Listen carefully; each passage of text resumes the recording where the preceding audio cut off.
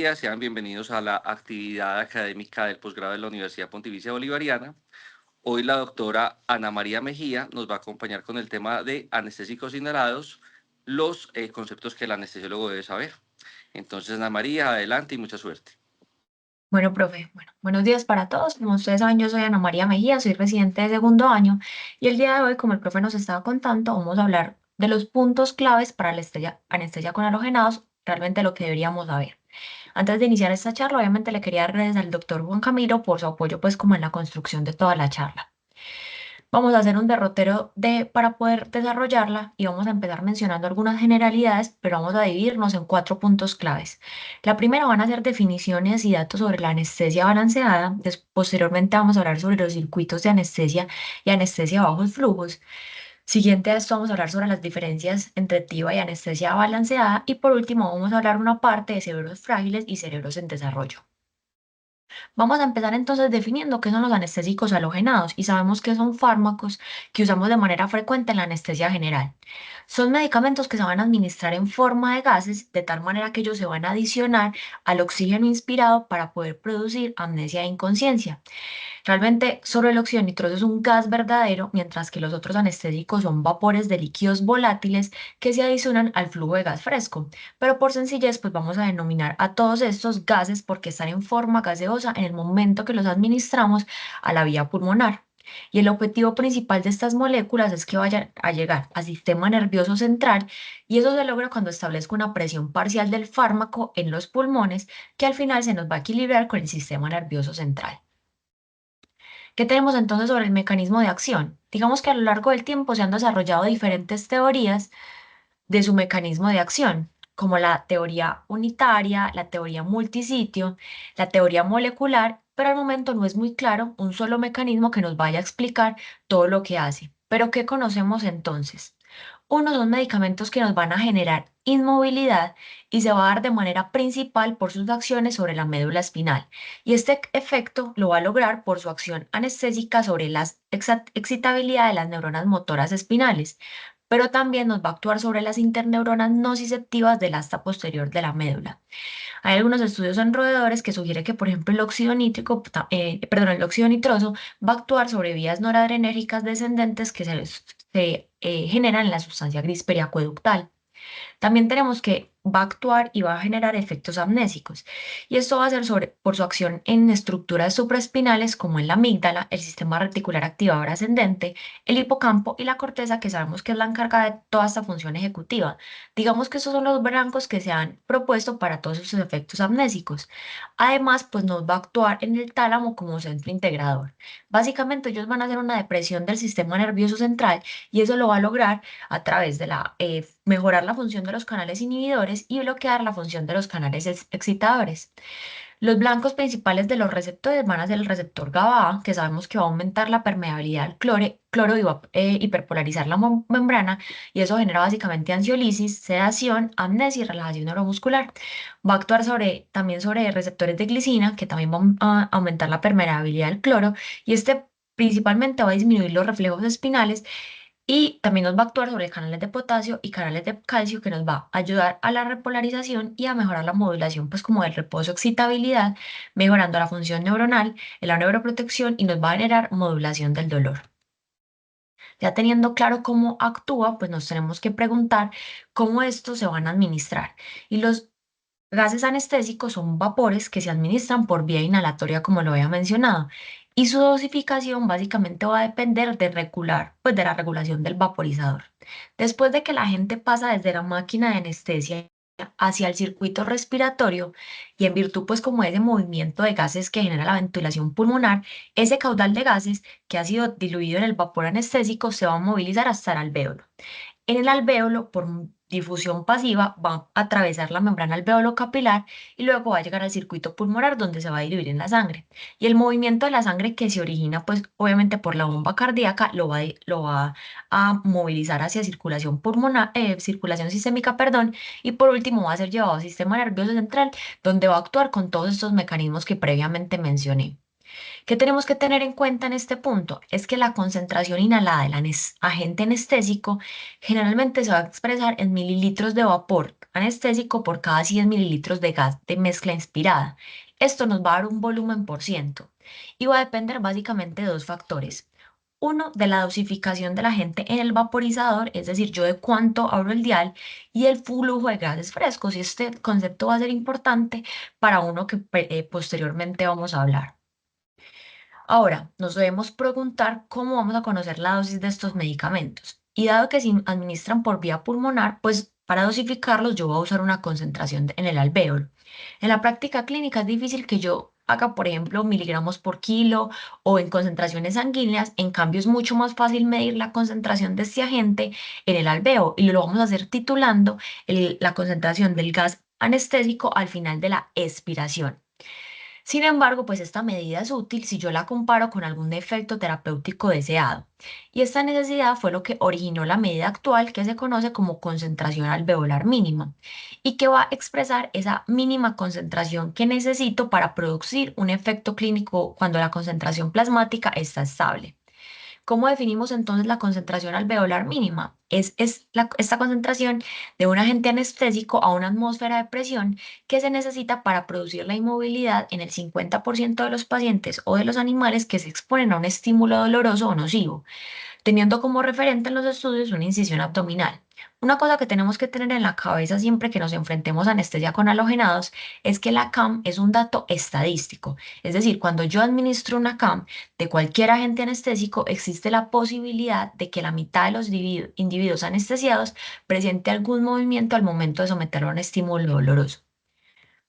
Y este concepto que inicialmente habíamos definido, posteriormente se fue ampliando para comparar la potencia de los anestésicos en otras situaciones clínicas y en otros escenarios.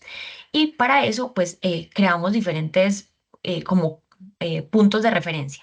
Vamos a tener entonces la cama intubación, que es la concentración mínima que requiero para evitar el movimiento y la tos durante la maniobra de intubación y corresponde aproximadamente a 2,5 MAC. La CAMBAR, que es la concentración que me va a bloquear la respuesta del sistema nervioso autónomo, y esta va a ser objetiva con dilatación de la pupila, frecuencia cardíaca y presión arterial, y va a corresponder a 2 MAC. Y la CAM 95, que es el valor que requiero para que el 95% de los pacientes no responda al estímulo quirúrgico y corresponde a 1,3 MAC. Y una de las más importantes que tenemos que tener es la CAM despertar, que hace referencia al valor en el cual desaparece la respuesta verbal frente a un estímulo auditivo en el 50% de los pacientes. Y como es a la cual se desaparece, pues también es el momento en que se recupera la conciencia, la amnesia y la capacidad de aprender. Y corresponde entre 0,5 a 0,7 MAC. Es importante que entendamos que la MAC pues no es como un concepto rígido que no nos va a cambiar, sino que hay factores que nos pueden actuar aumentando o disminuyendo pues la MAC que requerimos. Y cuando hablamos que un factor aumenta la MAC, hablamos de que los anestésicos volátiles tienen una potencia disminuida para esta persona. De modo que cuando tenemos estos factores, pues se va a requerir una mayor concentración para lograr ese efecto clínico que deseamos. En cambio, los factores que la disminuyen, pues el anestésico volátil de los agentes tiene una mayor potencia. ¿Cuáles son los factores entonces que van a disminuir la CAM? Van a ser la hipotensión, la hipotermia, teniendo que la disminución de 1 grado centígrado nos va a disminuir la MAC entre 4 a 5% de forma lineal hasta los 20 grados, pues que en este punto ya no habría pues como necesidad de anestésicos. El embarazo me la puede disminuir hasta un 30%, la edad avanzada, pero ya vamos a hacer una parte importante de esto, y la asociación con otros medicamentos como los opioides, las benzodiazepinas y los alfa-2 agonistas. El aumento de la MAC se va a dar además por el uso de anfetaminas, cocaína, en los niños y los lactantes y en la hipertermia. Ahora, como había mencionado de la edad, pues sabemos que la edad es un factor que va a modificar la CAM, ya que a medida que aumenta la edad, la CAM va a disminuir, siendo consistente en la literatura para todos los agentes inhalados. Entonces vamos a tener que la edad y la CAM van a tener una relación inversa. Vamos a tener un pico de la CAM que se alcanza a los 6 meses, es decir, desde el nacimiento hasta los 6 meses, la MAC aumenta hasta un 30% y luego disminuye un 6% por década. Vamos a tener entonces que, por ejemplo, para el caso del sevoflurano, pues en el primer año la MAC va a ser mayor, a los 40 años, que va a ser como nuestro punto de referencia, va a ser del 2% y a los 80 podemos disminuir hasta 1,4. Y en ese mismo sentido nos van a disminuir la CAM 95, la CAM-BAR, la CAM-Despertar. Desde los 1 año hasta los 40 me puede descender hasta un 27% y desde los 40 hasta los 80 hasta un 22%. Y pues una de las cosas que nos debemos preguntar es cómo se determina que la edad me modifique la MAC. Y esto se determinó por un metaanálisis en el 1996, donde se definió esta ecuación para poder definir cómo para determinada edad voy a tener una MAC diferente. Y esta ecuación me va a permitir encontrar la MAC age. Uno, esta ecuación es válida para mayores de 1 año y dos, pues se usa el corte de 40 años para, pues porque es una edad intermedia y se va a evitar tener que extrapolar datos hacia edades extremas, como por ejemplo recién nacidos, que en ese punto la MAC es teóricamente más alto y pues no me reflejaría las necesidades de la mayoría de la población. Y además es un punto conveniente porque es una etapa de la vida donde la mayoría de las personas están como en buena salud y no hemos empezado a experimentar estos efectos del envejecimiento que afectan la respuesta a los anestésicos. Usando entonces esta ecuación, se han desarrollado gráficos que me ayudan a describir las concentraciones equipotentes de los anestésicos ajustados para la edad. Entonces, el valor práctico de estas gráficas es que me va a mostrar clara y fácilmente cómo puedo usar la edad del paciente para guiar la elección de la gente al final de pues, la concentración al final de la expiración. Y precisamente han sido diseñadas como para facilitar y yo poder conocer el porcentaje al final de la expiración necesario para mantener una CAM constante en función de la edad. Vamos a ver entonces que en las gráficas, pues los puntos en las curvas me ayudan a alinearme con la edad. Las ordenadas de izquierda y derecha están escaladas como la concentración de la gente al final de la expiración y pues las abscisas me ayuda a ver ayudarme a ubicarme en los años. Además, pues podemos ver cómo está relacionado con oxígeno al 100%, que es básicamente el que más nos puede interesar, pero también pues estas escalas estaban inicialmente diseñadas para su uso pues en asociación con óxido nitroso. Y si ponemos lo anterior, pues anteriormente expuesto en tablas, pues nos permite ver de manera más gráfica cómo podemos ajustar la macalidad. Sobre todo es importante en extremos de la vida. Y aquí podemos ver, como lo señalé, con el punto de los 40 años va a ser como nuestro punto de partida, pues o el momento, en el punto en el que vamos a tomar como referencia. Hablando de estas generalidades, vamos a hablar del primer punto clave, que es la anestesia balanceada, ya que es la práctica usual que tenemos y pues no el uso de anestésicos inhalados netamente. ¿Qué es la anestesia balanceada? Entonces, básicamente es una técnica anestésica que se va a fundamentar en la asociación de un agente anestésico que es inhalado y un agente intravenoso que es generalmente tipo opioide, con el objetivo de alcanzar un estado anestésico, y eso nos va a hacer ayudar que sea de manera segura y costo efectiva. Como resultado de yo poderlos asociar, pues me va a aprovechar las ventajas de administrar los dos a menores dosis y evito las desventajas de los efectos adversos si los tengo que usar a dosis mayores, por ejemplo, si uso halogenados de manera individual. Digamos que hoy en día el empleo de anestésicos halogenados netamente para anestesia es un poco menos usual porque no resulta a veces tan práctico ni tan costo efectivo, ya que para yo poder alcanzar los efectos que previamente había mencionado, pues necesito concentraciones mucho más altas, lo que por una parte va a aumentar efectos adversos, sobre todo de presión del sistema cardiovascular, y por otra parte, pues me va a aumentar costos. Y hacia el año 2000, pues esta técnica de anestesia balanceada pues representaba más del 70% de las anestesias generales en procedimientos ambulatorios. ¿Qué es lo común que usamos? Pues generalmente el medicamento para balancear la anestesia con halogenados es el remifentanilo. Y la razón de esto es que es un opioide que tiene una acción ultra rápida, sabemos que tiene un inicio de acción más o menos en 30 segundos y una corta duración, ya que tiene una vida media más o menos de 8 a 10 minutos, entonces es muy predecible cómo es su terminación de acción. Y el remifentanilo va a actuar de manera sinérgica, disminuyendo la concentración necesaria del sevoflurano. Esta disminución de la MAC del sevoflurano es dependiente de la dosis del remifentanilo. Y una cosa importante que les voy a explicar es que el efecto hipnótico, la amnesia y la inconsciencia es producida por los agentes anestésicos a nivel cerebral, como habíamos mencionado en los mecanismos de acción.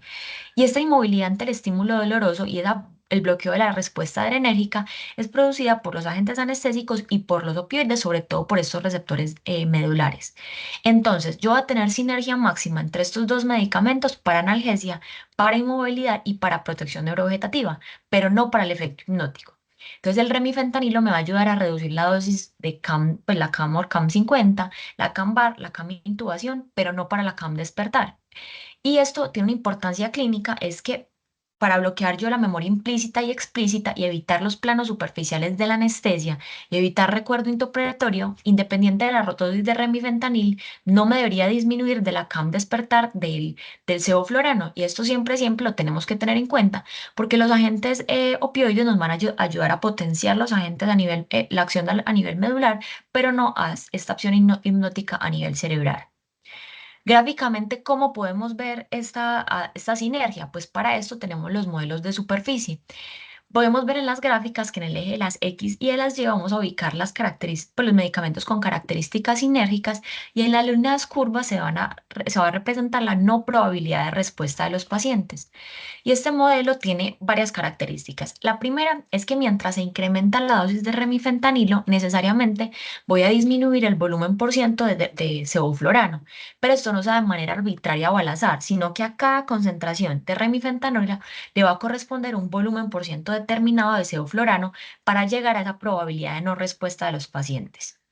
Otra característica de este modelo es que el volumen, pues a altos volúmenes, pues concentraciones de sevoflurano, podemos alcanzar la probabilidad de no respuesta de los pacientes. Por eso podemos dar anestesia netamente con halogenados.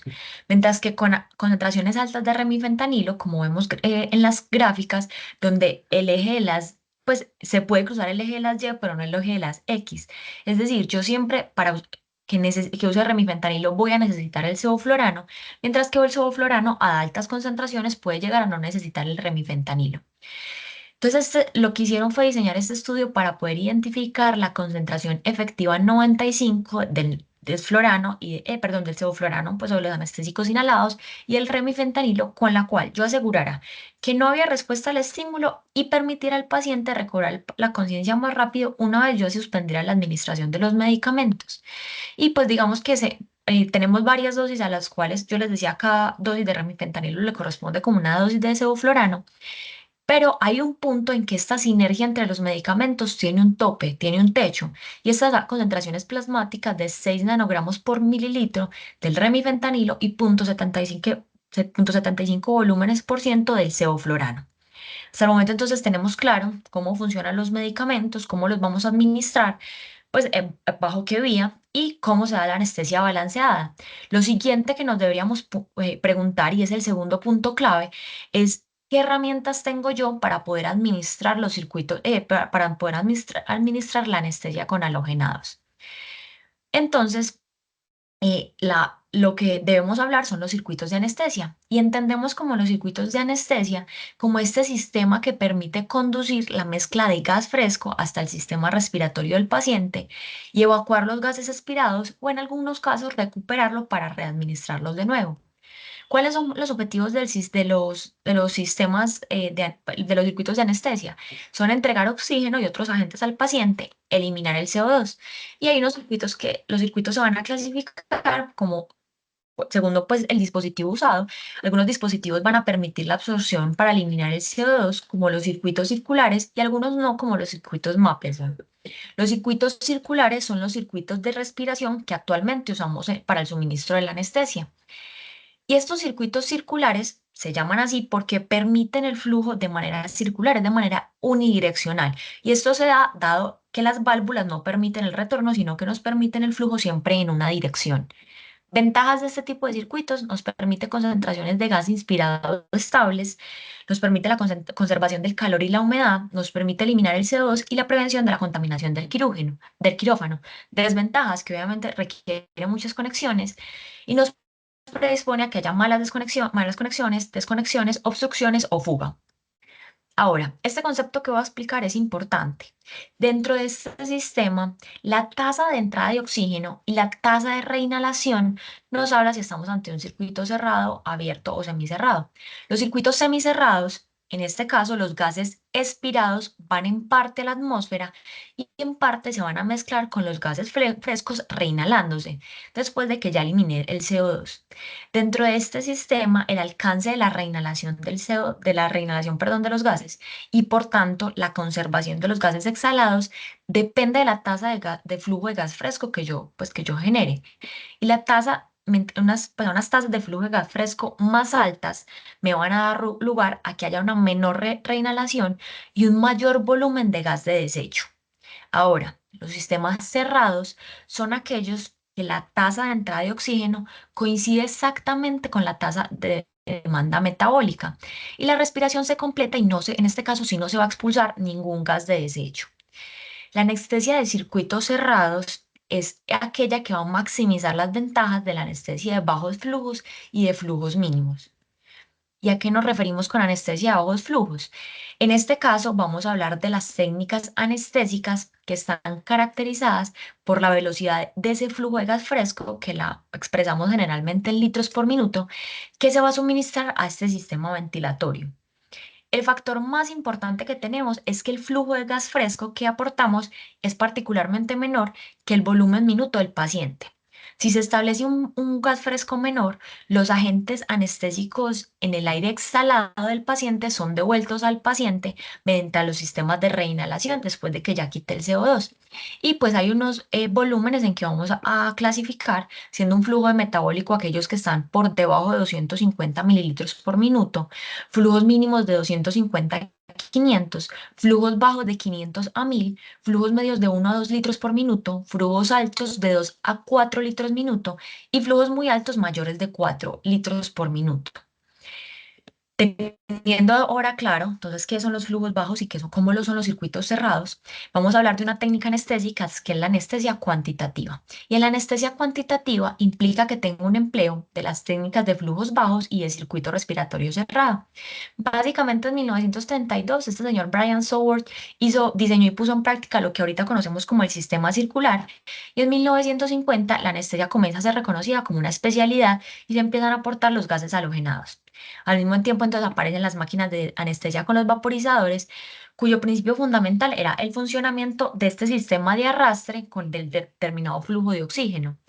Y en estas condiciones pues se diluían pequeñas cantidades de flujo de gas de arrastre que salían de estas cámaras de vaporización, pero yo tenía grandes volúmenes de gas fresco para poder realizar esas diluciones. Y esto hacía que los vapores administrados fueran en exceso y fueran exhalados por el paciente y me empezara a hacer el problema de la contaminación del quirófano. A partir de eso, entonces los fabricantes de máquinas de anestesia solucionan, por una parte, con válvulas que permitían sacar los gases exorantes al exterior, pero los anestesiólogos nos empezamos a crear técnicas para poder administrar los gases anestésicos mediante menores flujos de gas fresco. Y una de las cosas que tenemos que tener claras antes de poder explicarles cómo funcionaba, pues, es entender que para yo poder saber cuánto oxígeno le tengo que aportar mínimo al paciente, que es lo que él mínimamente se va a gastar, vamos a saber que el paciente va a utilizar pues estas necesidades básicas metabólicas y la cantidad utilizada pues la podemos cuantificar utilizando la fórmula de Brody, quien demostró que el consumo de oxígeno básicamente es una función exponencial del peso del cuerpo y por tanto se va a relacionar con la masa metabólicamente activa. Sabemos en este momento entonces que el consumo de oxígeno es aproximadamente de 3,5 mililitros por kilo por minuto, es decir, en promedio para un paciente de 70 kilos, 250 mililitros. Y ese flujo de gas fresco es el mínimo que yo requiero aportar porque es el volumen que el paciente se me está gastando. Ahora, después de saber cuánto me tengo que gastar de flujo de gas fresco, pues la siguiente pregunta sería cuánto tengo que aportar de gas anestésico. Y para poder llevar a cabo, lo que hacían era administrar directamente el líquido anestésico en el lado expiratorio. En esas condiciones, entonces yo administro exactamente la cantidad de gas anestésico para poder llegar a las concentraciones que requiero. Y estas técnicas están basadas en el cálculo de la dosis de unidad captada del agente anestésico. Y esto se logra por medio de la fórmula la de Harry Lowe que la tienen ahorita en pantalla. Esta fórmula permitía saber la cantidad de anestésico instilado en el circuito que era necesario por unos intervalos definidos de tiempo. Pero claramente vemos que este tipo de técnicas anestésicas es compleja, requiere vigilancia estrecha, cálculos constantes y en manos inexpertas, obviamente haría que pongamos o subdosifiquemos o sobredosifiquemos al paciente y en la actualidad pues no es el sistema que usamos. Actualmente, ¿qué tenemos? Actualmente lo que hacemos es que usamos sistemas circulares que funcionan de manera semicerrada. Es decir, produce cierta reinhalación, pero parte del flujo de gas de desecho se ventila a través de la PL o a través de la válvula de gas residual del ventilador. Y pues obviamente el empleo de los vaporizadores y la introducción de la monitoría de los gases permitieron usar gases cada vez, pues gases más bajos para lograr los flujos metabólicos y para lograr poder ajustar la dosis de anestésico que requerimos para poder llevar pues como la dosis para el efecto que deseamos. Ahora, ¿por qué se planteaba entonces usar anestesia de más bajos flujos? Es que más o menos el 80% de los anestésicos volátiles se van a perder, pues si yo uso flujos muy altos. Y pues lo que queremos es como este momento de equilibrio en que yo uso métodos un equilibrio entre la anestesia de circuitos cerrados y la administración de gases moderadamente eh, pues elevados. Y esto pues va a tener muchos beneficios de los cuales ya vamos a hablar, sobre todo, pues beneficios ambientales, exposicionales, pero va a tener algunas desventajas, como que la inducción o los cambios rápidos de concentración de anestesia inspirada puede ser mucho más lentos. Y una de las cosas más importantes que tenemos que pensar es que va a requerir una monitoría constante en el oxígeno que estamos aportando para evitar yo dar mezclas hipóxicas, porque estamos dando básicamente lo que el paciente, pues más bajo de lo que básicamente lo que el paciente se está gastando. ¿Qué beneficios entonces tenemos? Vamos a tener que nos beneficiamos de la retención del calor y del vapor de agua porque se reinhala, entonces lo vamos a conservar. Va a mejorar esto entonces el estado del epitelio de las vías respiratorias porque al estar desecadas pues va a haber una acumulación de secreciones. Vamos a tener entonces beneficios ambientales y sabemos que la emisión de los gases, pues deberíamos reducirla al mínimo y los anestésicos no utilizados deberían reutilizarse y la anestesia de bajos flujos y de flujos mínimos va a cumplir con estas demandas. Los gases anestésicos sabemos que son gases de efecto invernadero, que son gases específicos, pues que son fuertes y que en este momento, pues la Organización Mundial de la Salud considera que el cambio climático es la mayor amenaza, pues como para la salud global y básicamente el impacto ambiental, la estructura molecular específica y la vida media en la atmósfera es que va a depender el impacto que tienen los anestésicos. El desflurano nos puede aportar hasta 26 veces más al calentamiento global en una hora de anestesia que el sevoflurano y 15 veces más que el isoflurano. Y básicamente la estructura del gas lo que hace es que al salir a la atmósfera absorben radiación y esto lo remiten nuevamente a la Tierra. Para el 99 esperamos que más o menos el impacto de los anestésicos fuera de 0,03%. Posteriormente fue el 0,6%, pero se estimaba que para el 2024 fuera hasta el 4%. Lo otro que tenemos que saber es que pues, los gases pueden durar hasta 1,2 años como el sevoflurano, pero hasta 114 años como el óxido nitroso y hasta 10 años como el desflurano. Y hay una medida que es la medida relativa de cuánto calor puede ser atrapado por el determinado gas de efecto invernadero que tenemos como punto de partida el dióxido de carbono. El sevoflurano hasta 349, pero el desflurano hasta 3714. Y pues el hecho de tener, por ejemplo, la máquina chequeada para evitar fugas, poder usar otras técnicas anestésicas como la anestesia regional, anestesia neuroaxial o lativa cuando está indicada, y disminuir los flujos de gas fresco, pues nos van a disminuir pues el aporte de los gases al medio ambiente. También sabemos que la exposición laboral, pues lo que nos han mostrado los estudios es que puede aumentar las aberraciones cromosómicas y el intercambio entre cromátides hermanas y pues la exposición ocupacional, pues hay un aumento significativo de estos daños genotóxicos acumulativos en el personal de quirófano. En un estudio que se hizo fue comparar la exfoliación de las células bucales en anestesiólogos expuestos, pues obviamente a anestésicos inhalados y en médicos de medicina interna de la misma edad y el sexo que no estuvieron expuestos y lo que ellos veían es que había mayor inestabilidad genómica, mayor citotoxicidad y mayores riesgos proliferativos en las muestras de los que estaban expuestos y esto va a ser igual al personal que está en quirófano como al personal que está en recuperación. En este estudio, un estudio de cohortes donde se tomaron 26 residentes de anestesiología, cirugía general y ortopedia, con monitoreo biológico en 3 puntos, al inicio de la residencia, en el medio y al final, tenían una exposición promedio de 41 horas a la semana a los gases anestésicos, y lo que ellos encontraron es que había mayor daño oxidativo en aquellos que estaban expuestos. También tenemos la ventaja de anestesia de bajos flujos en la disminución de los costos, es una pregunta que nos debemos hacer. Y vemos, por ejemplo, acá cómo las anestesias con desflorano pueden ser significativamente más caras que, por ejemplo, las anestesias con sevoflurano o con isoflurano. En este estudio que está publicado en la Revista Colombiana de Anestesia, podemos ver cómo ellos hacen un promedio del costo total de las anestesias y el costo por hora, siendo la de desflorano más cara, seguido de la activa, y en tercer lugar se encuentra la de sevoflurano. Por tanto, esto es lo que nos tenemos que preguntar y es un punto importante en el momento de dar anestesia con halogenados. El tercer punto que tenemos entonces es la activa versus la anestesia balanceada. Y una de las cosas que tenemos que ver es cuál es el uso general de la activa en el mundo. Y esto va a variar dependiendo de la región en la que lo veamos. En Europa, en Reino Unido y pues en los Países Bajos podemos encontrar que entre un 20 y un 30% de las anestesias contiva van a ser, de anestesias generales van a ser contiva. Y en Estados Unidos pues sigue siendo más predominante con anestésicos halogenados, siendo entre un 20 y un 15% las anestesias generales dadas cortiva. Y la anestesia balanceada en Europa representa entre un 60 y un 70%, y en Estados Unidos entre un 70 y un 80%. ¿Qué tenemos entonces en Colombia? En Colombia vemos que la anestesia basada en gases está entre un 60 y un 70% y la activa más o menos entre un 30%. Costos de estas dos técnicas. ¿Por qué es importante preguntarnos por costos? Lo primero es que pues anualmente realizamos más de 300 millones de cirugías en el mundo, y para el 2002 en Colombia hasta 5,2 millones de cirugías. Y pues el costo de la anestesia puede cubrir hasta un 5% del total del costo de los pacientes quirúrgicos.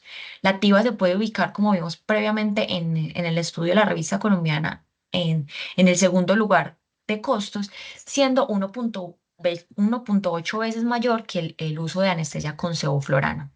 Teniendo en cuenta entonces cómo la usamos y cuáles son los costos, pues también nos deberíamos preguntar cuáles son las diferencias en los tiempos de inducción. En este caso podemos ver que en el caso de la TIVA, pues variaría dependiendo si estoy dando la infusión, pues hago la inducción por medio de TCI, por medio de inducción manual. En un estudio se compararon estas dos técnicas para realizar la inducción. Con Propofol y se encontró que el tiempo medio de inducción por TCI era de 1,76 minutos, más o menos 0,94, y con un bolo manual más o menos de 0,90 minutos, pues más o menos 0,94. Y para los anestésicos halogénados tenemos que tener en cuenta que esto varía, depende del agente, de la dosis, de la técnica usada y obviamente del paciente que tenemos. Estos tiempos que les estoy dando acá es cuando estamos anestesia, pues inducción netamente con halogenados, pero sabemos que la coinducción generalmente se hace intravenosa, por tanto estos tiempos generalmente se acortan. El sevoflurano es conocido pues entonces por su rápida acción, que más o menos en 2 a 3 minutos logramos inducción. El isoflurano es poco usado para inducción por su olor pungente, pero lograría más o menos en 4 minutos. Y el desflurano, tiempos similares al sevoflurano, pero también genera mucha irritación de las vías respiratorias. Y el alotano de 3 a 5 minutos. Ahora, ¿cuánto tiempo se puede demorar un paciente en despertar dependiendo de la técnica que estoy usando? En este estudio que compararon los tiempos de despertar entre los diferentes agentes anestésicos, usaron cirugías en que el tiempo más o menos medio de cada una de las cirugías fue entre 171 minutos y 198.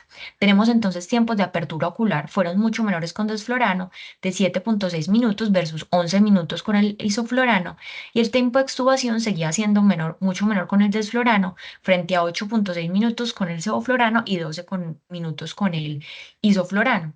Y el tiempo de despertar con la TIVA, pues esto dependerá claramente de la dosis que estamos usando, pero digamos que en tiempo promedio eran entre 6 a 8 minutos. En esta descripción que hacían sobre la farmacodinámica de la TIVA, podíamos ver que, por ejemplo, la dosis de 4,78 y de 2,51 para el remifentanilo y el propofol, respectivamente, teníamos tiempos de despertar más o menos de 6 minutos, y con dosis de 7 y 2 teníamos tiempos de despertar de hasta 9 minutos. Ahora, ya tenemos cómo se nos va, pues cuáles son los tiempos más o menos de dormir, cuáles son los tiempos de despertar, pero nos deberíamos preguntar cómo es la recuperación con cada uno de los agentes. En esta revisión sistemática y metaanálisis que fue publicada en este año, en el 2024, se hacía pues, la comparación de la morbimortalidad después de anestesia intravenosa versus anestesia halogenada. Ellos incluyeron 317 ensayos controlados aleatorizados que comprendían más de 51.000 pacientes. Ellos lo que hicieron fue que no observaron diferencias entre en la TIVA y la anestesia inhalatoria en resultados primarios como mortalidad hospitalaria y mortalidad 30 días, pero la morbilidad relacionada con los órganos sí fue similar entre los dos grupos, excepto en un grupo de pacientes que eran los de edad avanzada, que en este subgrupo de pacientes la TIVA sí tenía una menor incidencia de disfunción cognitiva posoperatoria. Y esto nos da pie para que veamos el último punto clave que va a ser los cerebros frágiles y los cerebros en desarrollo. En la práctica actual, lo que nos ha subido que tenemos para los pacientes mayores son significativamente menores que para los pacientes menores. Y a medida que la población va a envejecer, pues vamos a tener una mayor fracción de pacientes que van a estar sometidos a anestesia general. Casi seguro que una persona de los 70 años va a tener al menos una exposición, sea sedación o anestesia general. Entonces tenemos que entender los cambios que suceden en el cerebro de los ancianos. Vamos a tener una pérdida de volumen y una pérdida de grosor corticales y se ha postulado que las áreas del cerebro que se desarrollaron de mayor manera, de manera postnatal, pues van a mostrar un mayor adelgazamiento cuando estamos ancianos. Es decir, hay una hipótesis de primero entra, primero sale. Han postulado además que estos factores pues, van a aumentar la vulnerabilidad cortical en función de la edad.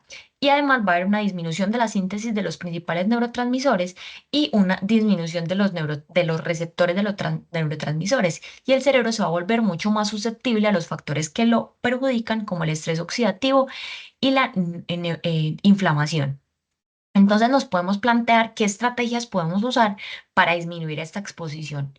En este metaanálisis, entonces, lo que hicimos pues, fueron usar una de las herramientas que tenemos, que es guiar la profundidad anestésica, y fue publicado en 2000, pues, datos del 2022. Lo que hacían era eh, ver cuál era el efecto de la anestesia guiada por BIS para la profundidad en los ancianos que estaban sometidos a cirugía. Lo primero que vieron es que el uso de BIS redujo el uso de agentes anestésicos aproximadamente a un 10 a un 30%. Además, la anestesia guiada por BIS, si bien no hubo datos que estadísticamente fueran fuertes para decir que había una incidencia disminuida de delirium posoperatorio, sí había una incidencia menor de disfunción cognitiva posoperatoria, tiempo hasta la apertura ocular, tiempo de extubación y menor tiempo en PACU. Además, pues esta nos ayudaba a disminuir la inestabilidad hemodinámica y disminuía estas complicaciones neurológicas. Y es importante lo de la reducción de la disfunción cognitiva posoperatoria, porque hasta 3 meses después de 3 meses después de la cirugía, estos pacientes con disfunción tuvieron 2 veces mayor mortalidad. Se vio además que se ha visto además que esta disfunción cognitiva fue menor con propofol después de anestesia pues dada con propofol versus anestesia con inhalados. Y por ejemplo, en este estudio, teniendo en cuenta lo anterior, fue un estudio multicéntrico en China, donde se cogieron más de 1.200 adultos mayores sometidos a cirugías mayores de características oncológicas, y lo que ellos vieron es que los pacientes que eran llevados a anestesia, pues en el grupo de propofol hubo una menor incidencia de delirium, siendo 8,4% versus los que estaban con inhalados, que eran 12,4%. Sobre todo visto esto en el primer día del posoperatorio, lo que disminuye el riesgo de delirium. Además, la recuperación neurocognitiva retrasada a la semana fue significativamente menor en el grupo del propofol. ¿Qué nos queda entonces de este grupo poblacional? Uno, debemos ajustar la MAC por la edad, porque sabemos que tiene menores requerimientos, ya vimos cómo lo podemos hacer. Dos, podemos usar herramientas ayudantes como guiar la profundidad anestésica con BIS. Tres, evaluar en qué pacientes, sobre todo estos pacientes con mayor fragilidad, se benefician de técnicas diferentes como la TIVA, anestesia regional o anestesia neuroaxial. Por último, ¿qué tenemos en cerebros en desarrollo? Se vamos a considerar cerebros en desarrollo, cerebros que están desde el primer trimestre, perdón, desde el tercer trimestre del embarazo hasta los 3 años. En animales lo que hemos visto es que la exposición a los anestésicos halogenados durante estos periodos críticos del desarrollo puede generar neuroapoptosis y déficits cognitivos a largo plazo. Esos efectos se han visto en varias especies como en roedores y en primates no humanos. Pero ¿qué tenemos en humanos? Hay un estudio que es el estudio PANDA, que es uno de los estudios pues como más grandes realizados en este sentido. Y ellos lo que hicieron fue centrarse en la asociación entre una única exposición a anestesia general versus los niños que no habían sido expuestos. Fue publicado en 2006 en JAMA, y lo que ellos hicieron fue coger un estudio de cohortes de hermanos emparejados, de 105 hermanos emparejados, entre el 2009 y 2015 en 4 hospitales de Estados Unidos. Y pues lo que ellos consideran como exposición era una única exposición a anestesia durante cirugía de hernia inguinal en el hermano expuesto y ninguna en el hermano no expuesto antes de los 36 meses de edad. Y el resultado primario fue la función cognitiva global. Los resultados secundarios fueron funciones neurocognitivas específicas del comportamiento y pues de otros dominios. Lo que ellos vieron es que, uno, todos los niños se expusieron con anestésicos inhalados, 43 con sevoflurano, 5 con isoflurano y 57 iban con sevoflurano e isoflurano.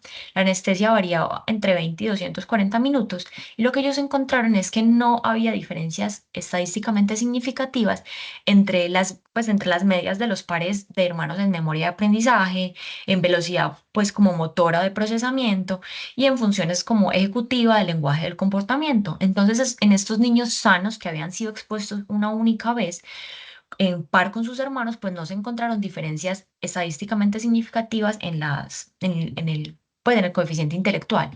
Pero lo que sí dicen ellos es que se necesitan más estudios sobre la exposición repetida, exposición prolongada o grupos vulnerables. Y es una de las cosas que tenemos que tener en cuenta en los niños, que lo que se ha propuesto es que sí puede haber afectarse funciones ejecutivas como la lectura, el aprendizaje o conductas comportamentales. Y sobre todo en estos niños que son más vulnerables como aquellos que van a ser sometidos, por ejemplo, a diferentes cirugías, no sé, cardiopatías, pacientes que van a ser sometidos a más episodios de hipoxia, pues van a ser pacientes que realmente requerimos más estudios para poder afirmar su impacto en estas anestesias, sobre todo repetidas, con factores de riesgo. ¿Qué herramienta tenemos? Hay una herramienta que si quieren les puedo compartir el link al final de la charla que se llama Smart Shoots. Esta es una iniciativa colaborativa. El principal objetivo de ellos es asegurar la seguridad y la efectividad del uso de la anestesia en los niños. Básicamente ellos se dedican a investigar, a desarrollar estrategias, educación y difusión de todo lo que tenga que ver con el uso de anestesia en los más pequeños. Entonces, de hecho, tienen varias publicaciones que podemos ver dentro de la página, tienen las actualizaciones de lo que van desarrollando, entonces se las puedo compartir. Por último, entonces, ¿qué tenemos como conclusiones? Lo primero es que para poder usar anestésicos halogenados requerimos conocimiento de las propiedades, cuál es el ajuste de dosis dependiendo de las necesidades del paciente, mecanismo de acción que si bien no es conocido, pues ya especificamos qué es lo que sabemos de ellos, y efectos adversos, además de las técnicas y las poblaciones apropiadas para su uso y que la emisión de gases anestéticos, pues sí deberíamos reducirla al mismo por lo que vimos anteriormente, y pues el análisis de costos sí debe ser algo que metamos dentro de nuestra cabeza en el momento de la acción de la técnica anestésica, siempre que vaya en pro del paciente. Y la anestesia de flujos mínimos y flujos bajos, perdón, pues nos va a cumplir con las demandas que tienen pues esto que les estoy mencionando. Aquí en el QR les comparto entonces la infografía realizada para la charla y pues muchas gracias por la atención.